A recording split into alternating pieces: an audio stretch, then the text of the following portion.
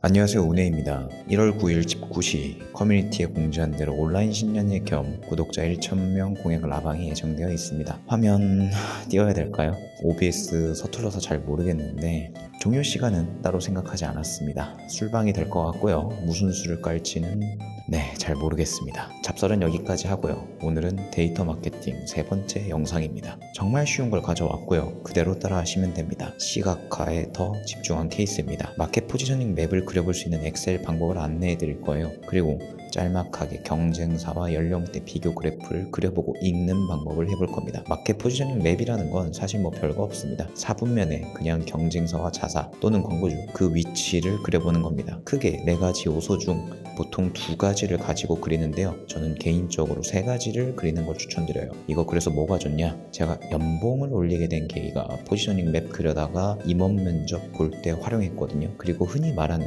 윗사람들 설득시킬 때 이거 보여주고 설득했습니다. 표 테이블 던져주면 어차피 실무자 아니면 못 읽어요. 그래서 무조건 윗분들께 보고 또는 설득할 때는 시각화가 중요합니다. 지금 우리의 시장 위치는 이렇습니다. 그래서 이를 타개하기 위해 다음과 같은 방법을 제시하고자 합니다. 어쨌든 시각화가 중요하다. 마켓 포지셔닝 맵은 바로 그 중 하나다. 오늘 익힌 시각화 그래프를 활용해서 다른 곳에 얼마든지 응용해서 쓰실 수 있습니다. 실제로도 많이 쓰이고요. 엄청 유용합니다. 먼저 포지셔닝 맵을 그릴 때 앞에 4가지 요소를 기준으로 삼는다고 말씀드렸죠. 사실 요소는 너무나 많습니다. 실제로 관련해서 공부를 해보니 참 다양하더라고요. 꼭 절대적으로 제가 말씀드리는 4가지 요소가 전부가 아니라 다른 것들도 요소가 될 수 있다는 것을 잊지 말아주세요. 그럼 제가 생각하는 4가지 요소는 무엇인가? 검색량, 가격, 퀄리티, 연령대 더 알아낼 수 있다면 매출액도 들어갈 수 있고요. 브랜드 온도도 될 수 있고요. 기타 등등 추가할 수 있는 요소는 많이 있습니다. 실제로 대학원 수업 때 교수님과 얘기를 나눠보니 포지셔닝 맵을 그릴 때 앞서 제가 말한 정량적인 요소 말고 상당히 많이 포함되는 추가 요소가 정성적인 요소들이 많이 추가된다고 하네요. 저는 정성적인 것을 지양하는 편이라 잘 넣지는 않습니다. 왜냐하면 정성적인 요소들은 주관이 많이 들어가고요. 객관성이 많이 떨어집니다. 아주 제가 멀리하는 편이라 별로 선호하지 않아요. 하지만 학계에서는 정성적인 요소 또한 FGI 등을 통해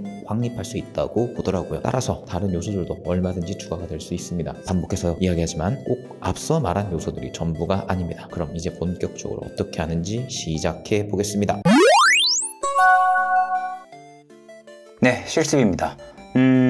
다시 예전에 했던 것처럼 검색량을 구하기 위한 키워드 도구에 들어왔고요. 우리 오늘 이번 실습에서는 치킨 브랜드에 대해서 한번 해볼 겁니다. 네, 치킨 브랜드에 대해서 해볼 거고요. 보시면은 이렇게 검색어를 입력을 해놨고 이 브랜드들을 이렇게 써놨어요. 그리고 이제 이쪽에 보시면은 쭉 이렇게 써놨습니다. 여기까지는 뭐 금방 다들 하시니까 빠르게 넘어가는 걸로 하고요. 그리고 이제 검색어 트렌드를 통해서 우리가 몇 년 동안의 데이터를 보려고 하는데 보시면 지금 저는 딱 1년치 데이터만 넣어놨거든요. 네, 1년치 작년에 대한 데이터입니다. 2024년 1월부터 12월까지에 대한 데이터고 이렇게 쭉 다 넣어놨습니다. 총 검색량에 대해서 구하는 거니까 뭐 딱히 이 부분은 크게 어렵지 않을 거라고 생각을 하고요. 다운로드를 한번 받아보도록 하겠습니다. 이렇게 뜨죠. 지금 딱 1년치에 대한 데이터만 갖고 왔고요. 늘 이야기했듯이 이 상태에서 이 느낌표를 눌러주시고 숫자로 변환.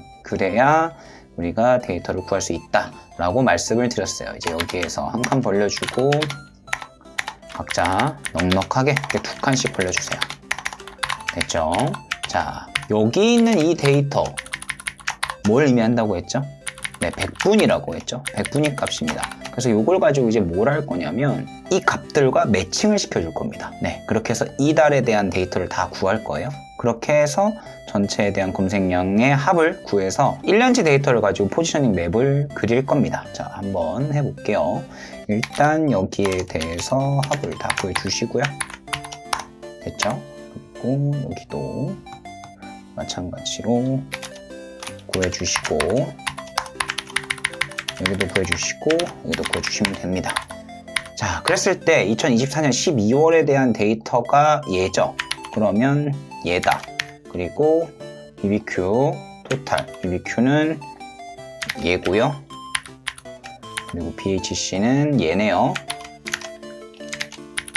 네, 그리고 국내 치킨은 얘입니다. 되셨을까요? 네, 여기까지는 뭐 크게 어렵지 않죠. 일전에 했었으니까. 자, 그러면 우리 저번 시간에 했던 거 복습 한번 해봅시다. 비례식을 통해서 한다고 그랬죠? 비례식. 네, 다시 한번 해볼게요. 비례식이고, 이 비례식은 결국에는 1차 방정식이라고 말씀을 드렸어요. 그렇다면 요 두 개 값을 알고 있으면, 세 개 값이죠. 세 개 값을 알고 있으면 요 x 값을 얼마든지 구할 수 있다라고 말씀을 드렸습니다. 자, 그러면 다시 우리 구하는 방식을 한번 이야기를 해볼게요. 얘 대 얘는 얘와 얘다 라고 말씀을 드렸어요. 즉, 그러면 비례식이라고 하는 건 외항의 곱과 내항의 곱이 같다 라고 했었죠. 그러면 지금 얘 대 얘, 얘와 얘죠. 그러면 100x는 식을 세워볼게요. 100x는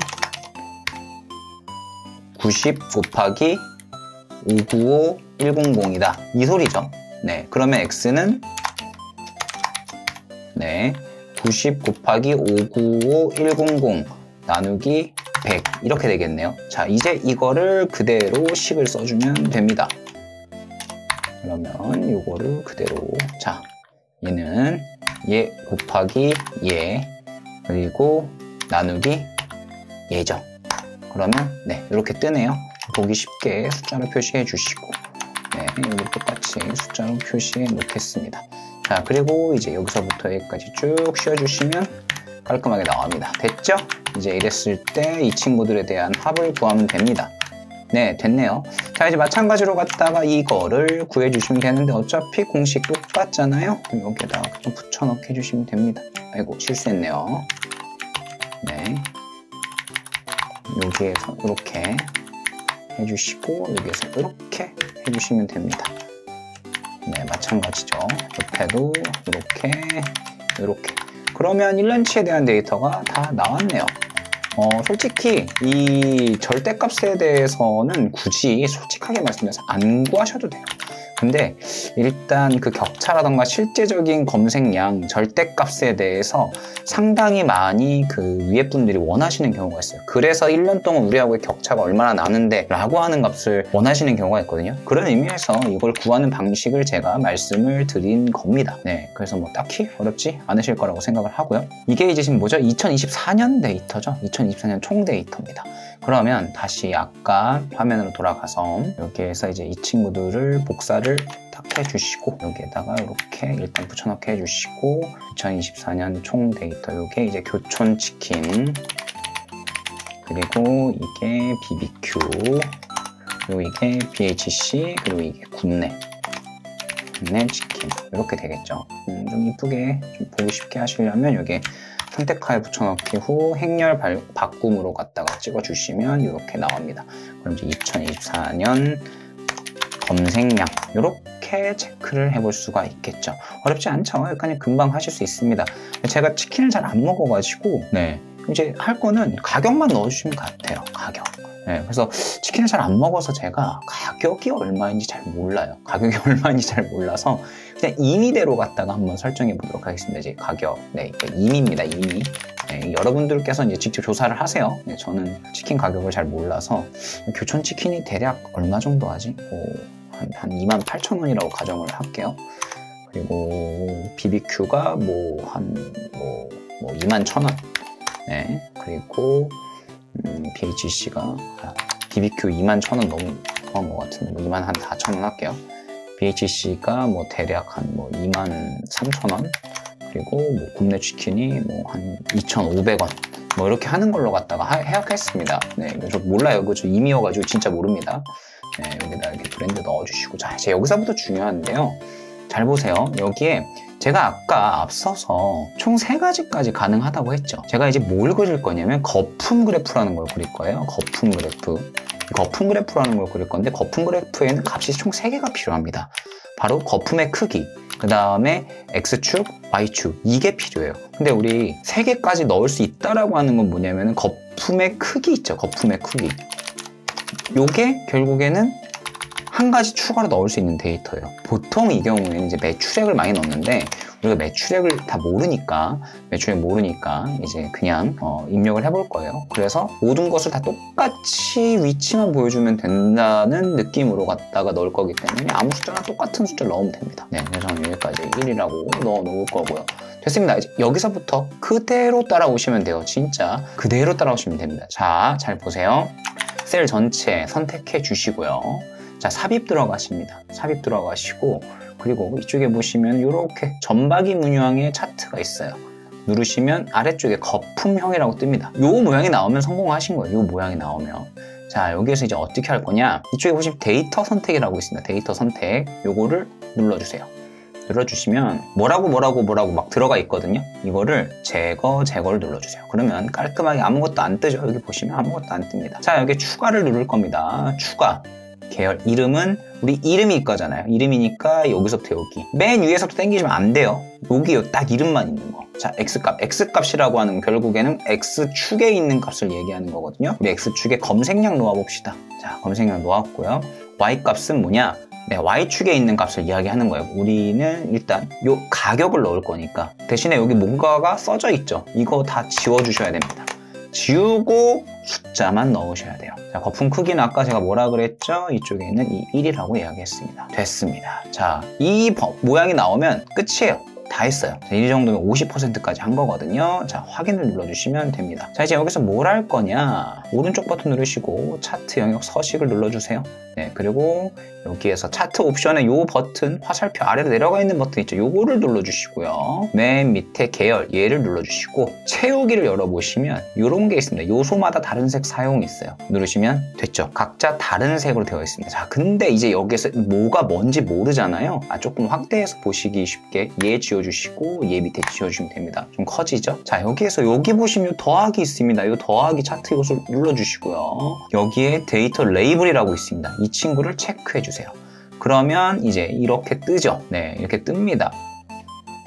요걸 가지고 이제 누가 누군지를 불러올 건데, 어디서 불러오냐면 아까 우리 오른쪽에서 했었던 차트 옵션에서 풀어주시면 맨 밑에 데이터 레이블이 존재합니다. 이 친구를 클릭해 주시고 여기서 채우기가 아니라 데이터기 때문에 맨 오른쪽에 레이블 옵션을 눌러주시면 됩니다.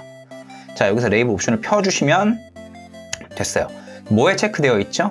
Y값이라고 체크가 되어 있습니다. 하지만 우리 이름만 필요하잖아요. 이름. 얘요, 얘. 얘만 필요하잖아요. 그쵸? 그렇기 때문에 얘만 필요하기 때문에 우리 얘에 대한 부분을 갖고 올 겁니다. 그래서 레이블 옵션 Y값 빼주시고 셀 값을 눌러주세요.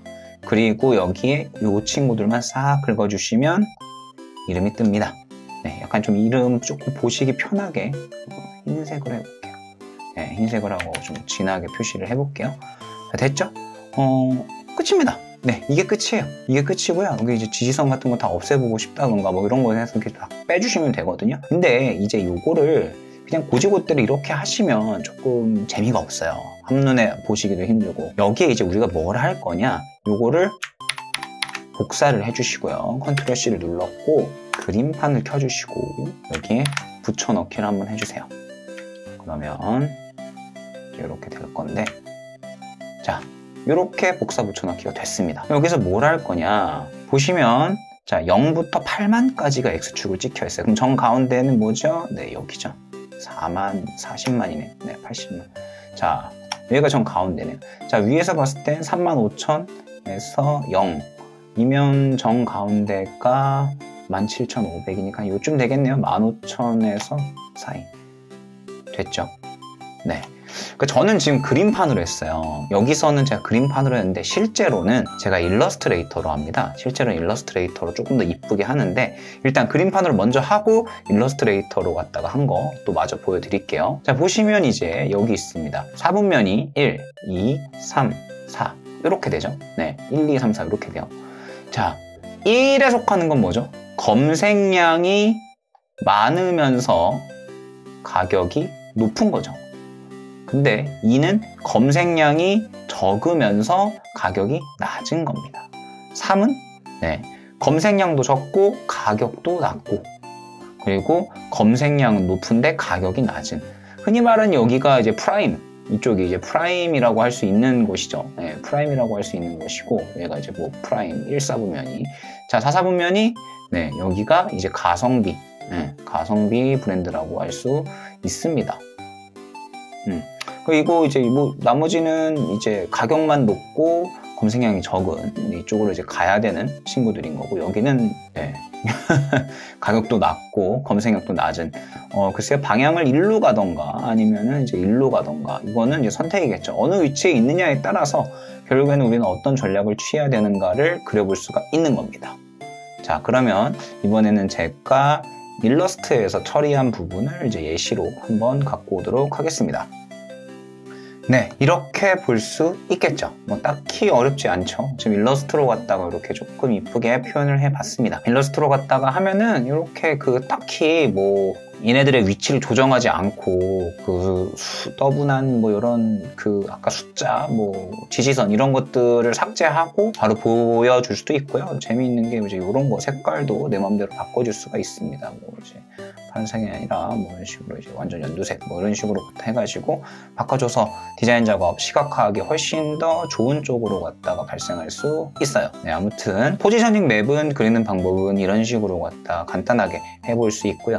굳이 검색량의 절대값을 가지고 하실 필요는 없습니다만, 그래도 뭐 예를 들어서 그 큰 차이가 얼마나 되고 뭐 그래서 결국에는 얼마나 보고 싶어 라고 하시는 분들이 간혹 가다가 계시기 때문에 그거에 대해서 할 수 있는 방법을 같이 동시에 알려드린 겁니다. 자, 이제 다음은 연령대들 어떻게 그래프로 갔다가 보면서 우리가 다른 경쟁사들과 따라가고 있는지를 알아보도록 하겠습니다. 지금 한 건 가격과 검색량을 가지고만 포지셔닝 맵을 그려본 거예요. 자, 다음으로 넘어가도록 하겠습니다. 네, 이번에는 각 4개의 브랜드에 대해서 연령대를 다 구해봤습니다. 연령대 이런 식으로 갖다가 나누는 방법에 대해서는 제가 이미 앞에 1편 영상에서 데이터 마케팅 1편 영상에서 소개를 다 했죠. 보시는 것처럼 이렇게 이제 갖고 와가지고 쭉 한 다음에 이렇게 또 나눠봤습니다. 네, 이렇게 해서 세밀하게 나눠봤고요. 자, 이제 그래서 어떻게 하면 되냐라고 하는 거를 한번 보여드릴게요. 포지셔닝 맵에서 앞서서 우리가 배웠던 거는 뭐였죠? 네, 가격과 검색량에 대해서 어떻게 되어 있느냐 인 거고, 그 다음에 한 가지 추가적으로 갖다가 더 넣을 수 있다. 네, 추가 요소 넣을 수 있다라고 말씀을 드렸었습니다. 그게 바로 원 크기였다고 말씀을 드렸죠. 그러면 이번에는 이거는 꺾은 선 그래프로 갖다가 해서 인사이트를 뽑아내는 거를 갖다가 한번 해볼 거예요. 자, 뭐 이거는 간단합니다. 이렇게 연령대라고 넣어 주시고요. 블럭 씌워 주시고 삽입, 이쪽에 보시면 꺾은 선이 있습니다. 꺾은 선, 이 친구 눌러 주시고 이렇게 넣어 주시면 돼요.